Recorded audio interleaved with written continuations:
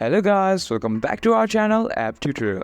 Now, if you're having problems saving changes on your Grindr account, then let me teach you. First, open your Grindr app and go to this top left corner of your profile, and you can even change your name or edit your profiles and write some captions on it. And if it's still not letting you save changes on your account, then first you need to check if your Wi-Fi is connected or not, or go to your app store and check if your Grindr is on the latest update or not, and after that hit the retry button of saying unable to save changes, then it would be working.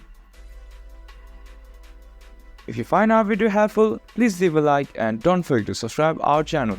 Hit the bell icon button to get updates on our new videos and drop a comment for reviews and more contents like this. Thank you for watching.